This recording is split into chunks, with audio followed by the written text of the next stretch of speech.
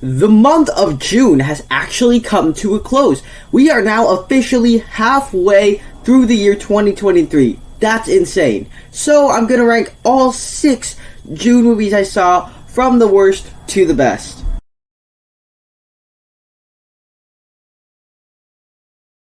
Hi, my name is Nathan. I talk about a bunch of movies on this channel. If you're new here, down below in the comment section, share the June new releases that you saw, ranked from the worst to the best. Click that like button, be sure to subscribe. I have more content like this over my channel. Check those out once this video is over. Also, you may have noticed I haven't been posting really lately, and there are some reasons in real life why I haven't been doing that. But the reality is, I was able to see a lot more movies in June, and so June has been an insane month.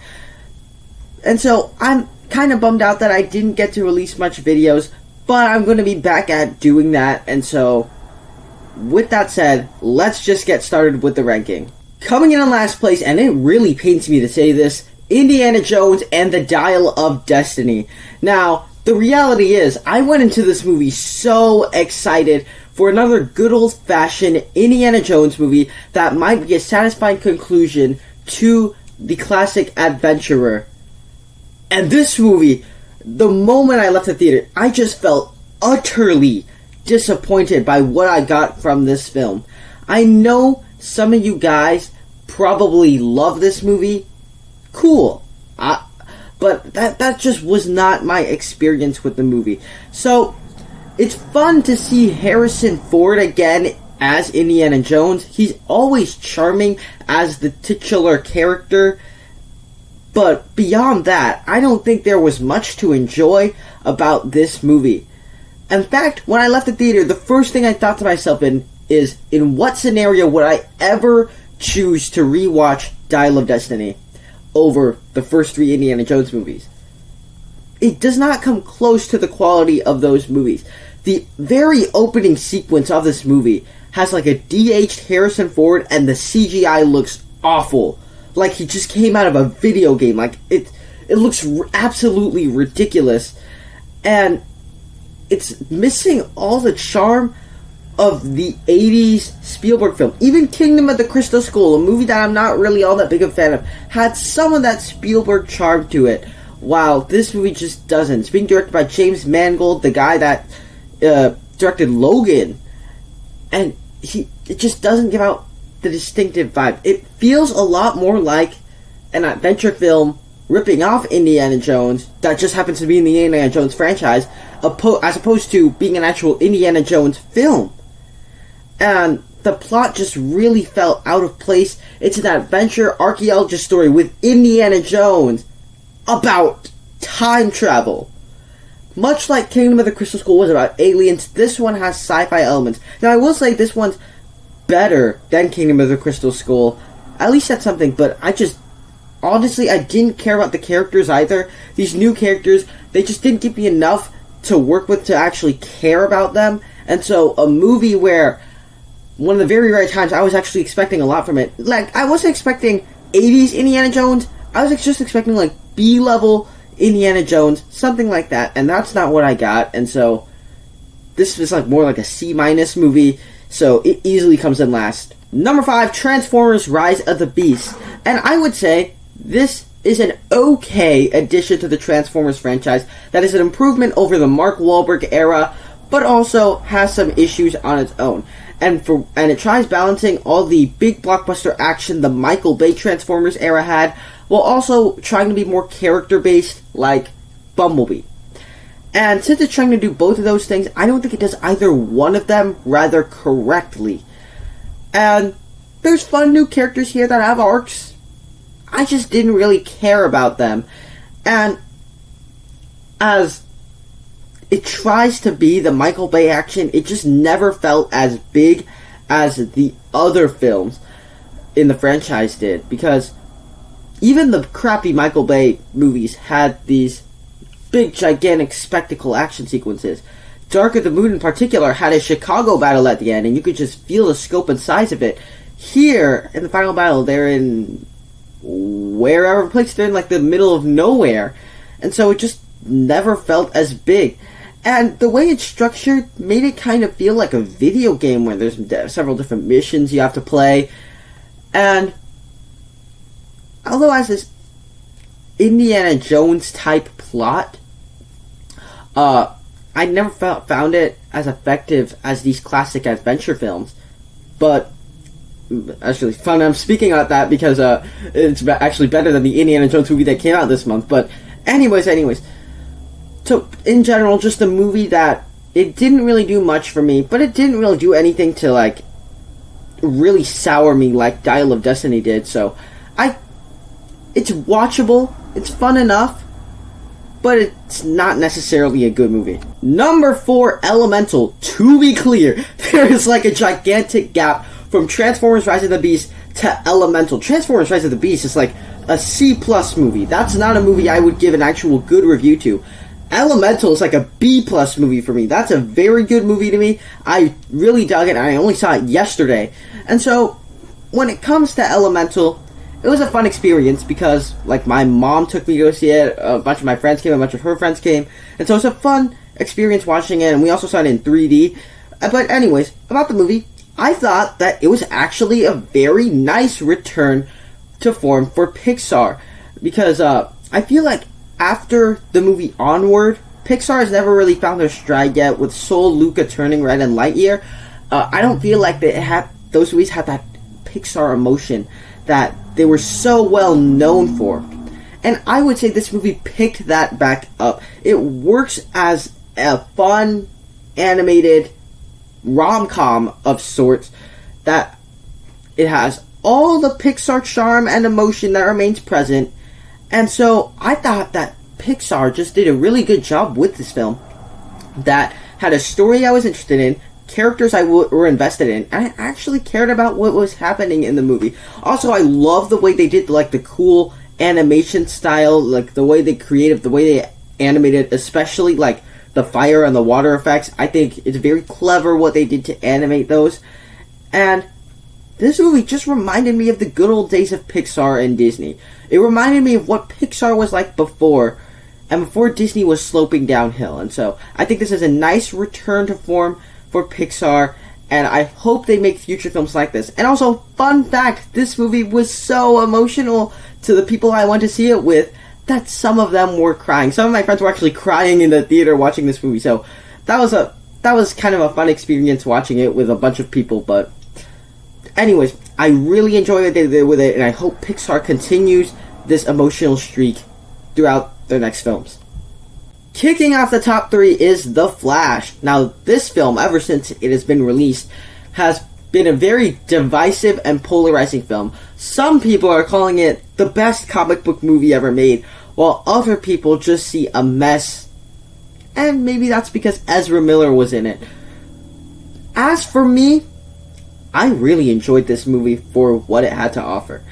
And I think at the core of it, it was very human and emotional and relatable. And you have a story where Barry Allen's mother died, and he's only time traveling, messing up the multiverse inadvertently, but he's doing this to save his mom. That's something we can all relate to, losing a loved one. And I think that it just pulls from some great material, kind of like Flashpoint. And so, at the core of it, it's just very relatable. Also, it's really fun to see Michael Keaton for the last time playing Batman. And I thought that was just a lot of fun. Because I really enjoy Batman 89. Batman Returns I'm a bit questionable, but I really enjoy Batman 89. I think it's just fun to see Michael Keaton playing Batman again, putting on the cowl again. Now, of course, I can see where some people that hate it are coming from. The CGI is very questionable in what they did with the effects and everything. But in general, I think this is a film that, even though it bombed, I still really enjoyed what they did with this film. And it got me more excited for James Gunn's new DCU reboot. And so, this is just a really good multiverse film.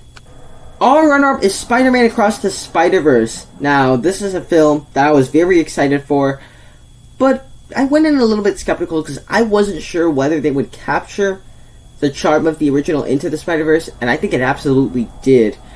And it was just something really special in the world of not only Spider-Man, but in the world of animation. The animation here is just phenomenal, what they did with this movie. Where you have these... Into the Spider-Verse, when it found this 2D, 3D effect that just really worked, I think this movie did something even more special. It has all these different effects for all the multiverse people involved in this film. But it also manages to be very emotional and personal. And it explores the loneliness of Spider-Man, the toll that being Spider-Man takes. And much like the first Spider-Verse, of course it has this unique comic book style animation. But it's also just incredible what they did with the animation here. It just really worked, and like the story and everything. And the characters are just very emotional. It's a very bleak and depressing story, while also just being a lot of fun as a kids movie. It has fun and humor all throughout it. It has charm all throughout it.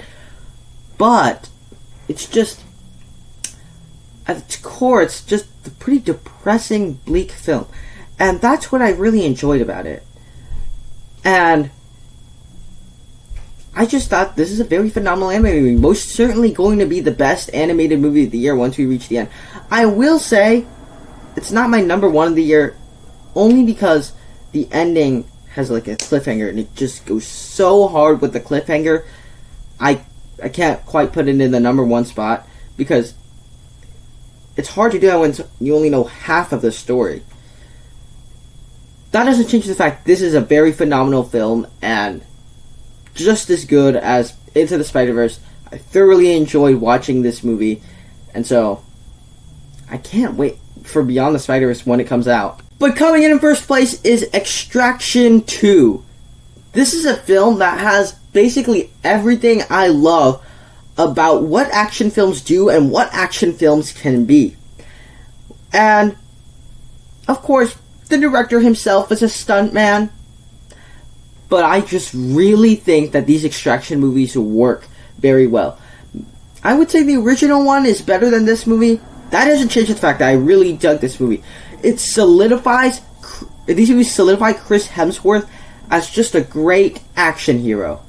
He's just so good playing this role. And I never knew I wanted Chris Hemsworth as an action hero, but with these two Extraction movies, I just really dug him out of it. And what I really enjoyed is that Sam Hargrave took this simple rescue mission, kind of a throwback action movie, done with excellence. It's done very, very well here, where, like, he just did something with these Extraction movies that just elevate them to this whole other level. And I think a big element is the action and stunt work themselves. This movie includes a 20-minute one-take sequence, and you could just feel the scope and size of it.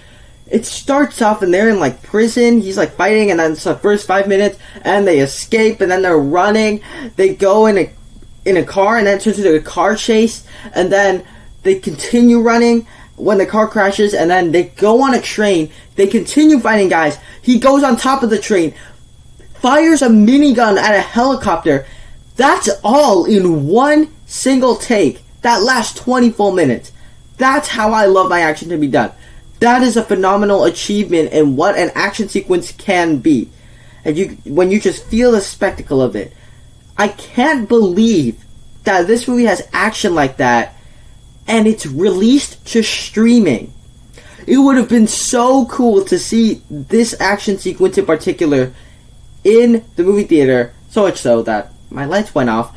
But in general, I just really enjoyed what they did with this movie, and it's just a great action movie. If you're in the mood for an action movie, definitely check out the Extraction movies if you like these types of movies. So, for me, this is everything I want from an action movie. I thoroughly enjoyed the first one, and I thoroughly enjoyed this one, so it is my favorite movie of June. There you have it. That's my ranking of the June movies. Over on my channel, I have more content like this. Check those out right now. Click that like button. Be sure to subscribe if you want more content like this. Thank you guys so much for sticking around to the end. I will see you in the next one.